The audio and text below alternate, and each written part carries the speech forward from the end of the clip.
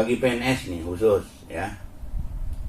Bagi PNS yang akan bercerai ya, harus ada izin tertulis dari pejabat yang berwenang, dari atasannya ya, yang berwenang ya. Dan itu juga harus memenuhi syarat. Sebab si pejabat atasan itu tidak akan memberikan izin kalau tidak memenuhi persyaratan. Syaratnya apa sih kalau mau bercerai? Ada. Yang pertama, salah satu pihak berbuat zina ya, dan itu harus dibuktikan dengan keterangan dokter atau dibuktikan dengan keputusan pengadilan ya, berbuat zina itu bukan dokter. Kemudian salah satu pihak menjadi pemabuk atau penjudi gitu ya, atau pemadat, sekarang apa, narkoba misalnya, itu bisa dia minta cerai. Kemudian salah satu pihak meninggalkan pihak lain itu selama 2 tahun berturut-turut tanpa izin, itu juga bisa ya. Kemudian yang keempat, salah satu pihak dihukum penjara selama 5 tahun atau lebih, itu juga bisa mengajukan perceraian. Yang kelima, salah satu pihak melakukan kekejaman ya, atau penganiayaan. Misalnya suami menganiaya istrinya atau sebaliknya, istri menganiaya suami, boleh aja, bisa aja kan terjadi. Nah itu salah satu pihak melakukan penganiayaan, itu bisa, asal tentu saja ada saksi ya. Kemudian yang keenamnya, antara suami dan istri itu tidak terus menerus terjadi perselisihan, tidak ada ketentraman, pasya terus hampir tiap hari. Nah itu boleh, yang begitu mungkin ya, bisa diizinkan untuk bercerai. Nah, tiap hari ada kan keluarga yang begitu, perselisihan terus tiap hari, nggak ada tentram-tentram. Dan itu harus ada surat pernyataan ya, dari kepala kelurahan, diketahui oleh camat ya.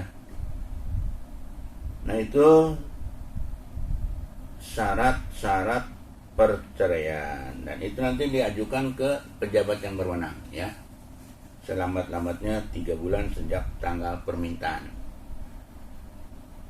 Lalu bagaimana akibat perceraian?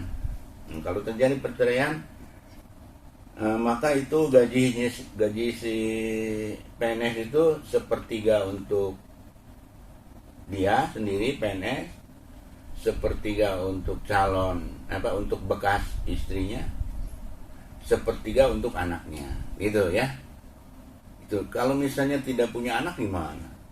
Bagi 2, setengah untuk PNS, separuhnya lagi untuk istrinya, jandanya ya, atau duda. Nah itu aturan atau akibat terjadi perceraian, jadi terhadap gajinya ya.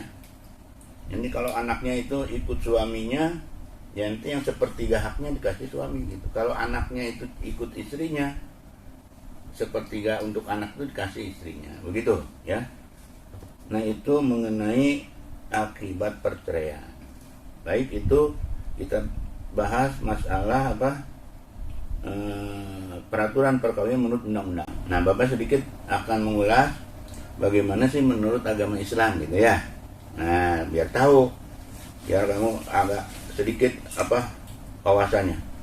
Kalau pengertian perkawinan menurut agama Islam itu dalam ayat Al-Quran itu cantum bahwa perkawinan itu adalah ikatan antara suami dan istri yang dengan sah terjadinya ya, dengan tujuan agar menjadi keluarga yang sakinah, mawadah, warahmah. Itu tujuannya, itu menurut Islam ya. Namun sih sakinah, mawadah, warahmah nanti kita akan bahas ya. Nah itu menurut ajaran agama Islam. Kemudian kita lanjutkan sedikit di dalam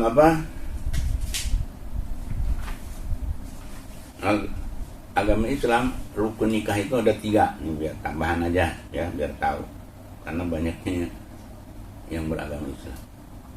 Apa sih rukun nikah menurut agama Islam? Yang pertama akad itu ya, yaitu akad itu ijab kabul. Karena ijab kabul, ijab artinya penyerahan dari wali pihak wanita, dan kabul artinya jawaban dari pihak mempelai laki-laki. Itu ya ijab kabul tuh. Itu yang pertama tuh, rukun nikah harus adanya ijab kabul. Kamu pasti kalau yang suka melihat waktu terjadinya ijab kabul pada pernikahan kan gitu ya, si walinya berisa salaman kepada calon suami pria, calon suaminya. Si wali itu sambil salaman gitu mengucapkan tuh, menyerahkan, nah, aku kawinkan Anda misalnya gitu dengan anak saya yang bernama siapa, misalnya Siti Nawon lah dengan mas kawin misalnya satu perhiasan, satu kotak perhiasan misal seberat 10 gram dibayar tunai, itu kan gitu ya. Nanti dijawab tuh sama pria, saya terimanya nikah dengan Siti ini dengan mas kawin satu kotak perhiasan dibayar tunai. Nah gitu harus langsung tuh. Nah itu namanya ijab kabul ya, itu rukun nikah harus ada tuh.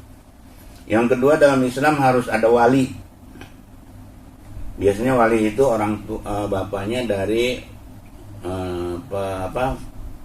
wanita, dari pengantin wanita bapaknya. Kalau nggak ada bapaknya, saudara laki-lakinya gitu ke atas. Nggak ada terus pamannya atau uaknya gitu ya, yang laki-laki. Kalau semuanya nggak ada, biasanya walinya itu diserahkan kepada petugas dari urusan agama ya, namanya wali hakim ya, serahkan pada penghulu kalau tidak ada.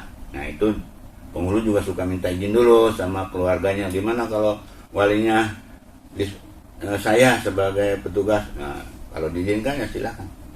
Nah itu kedua wali. Yang ketiga rukun nikah ada 2 orang saksi ya, biasanya 1 orang dari pihak laki-laki, 1 orang dari pihak wanita. Buat apa saksi? Ya untuk menyaksikan supaya tidak timbul fitnah ya. Nah itu rukun nikah ya. Kemudian apa sih tujuan nikah menurut agama? Nah ada tujuan nikah itu tadi, membentuk keluarga yang sakinah, mawadah, warahmah. Apa itu sakinah? Keluarga yang tentram ya, tidak ada perselisihan, tentram aja. Sakinah, mawadah yaitu keluarga yang mempunyai cinta ya. Jadi semua orang juga pengen dicintai ya. Jadi keluarga yang cinta, mempunyai cinta ya. Itu namanya apa? Tadi mawadah ya, mawadah. Cinta mesra lah gitu. Cinta itu kan sangat baik ya. Ada orang-orang yang menggambarkan cinta itu sangat hebat, sangat. Kalau dengan cinta itu katanya api ibarat sinar yang indah. Nah itu suka bagaikan anggur. Nah itu dengan cinta tuh katanya. Sampai-sampai begitu orang, karena saking indahnya cinta itu. Penjara bagaikan pohon yang rindang kan gitu. Itu dengan cinta. Nah itu orang-orang bikin kata-kata yang begitu indah tentang cinta. Nah itu ada dalam Islam. Tujuan perkawinan antara lain tadi, selain menciptakan keluarga yang tentram, juga menciptakan cinta cinta yang mesra. Dan yang terakhir 3 ya, yaitu warahmah, sakinah, tentram, mawadah, cinta, dan warahmah ya. Apa itu warahmah? Yaitu kasih sayang ya.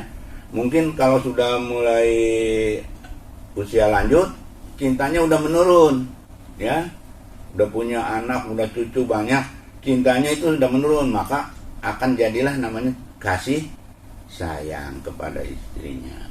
Bukan cinta lagi, kasih sayang kepada istrinya, kepada anaknya, kepada cucunya dan sebagainya. Nah, itu tujuan dari perkawinan menurut ajaran agama Islam. Menciptakan keluarga yang sakinah, yang tentram, mawadah, yang penuh dengan cinta, dan warahmah, kasih sayang. Terutama kasih sayang itu setelah usianya lanjut, ya. Oke. Nah, itu ini tambahan sedikit tentang perkawinan menurut agama Islam. Saya kira itu berarti ya. Oh iya, sedikit tuh usia ya, usia belum ya. Usia yang terbaik untuk menikah menurut agama Islam nih, kalau perempuan tuh 16 tahun. Itu boleh mau menikah, tapi yang terbaik bukan 16 sebetulnya. 20 tahun menurut kesehatan untuk wanita. Dan pria di atas 21. Kenapa 20? Karena menurut pengalaman, si wanita yang nikah di bawah 20 tahun terus dia itu punya anak, banyak terjadi hal-hal yang tidak sehat gitu ya. Terjadi banyak kematian ibu dan anak karena dia belum siap, si rahim itu belum siap untuk mengandung.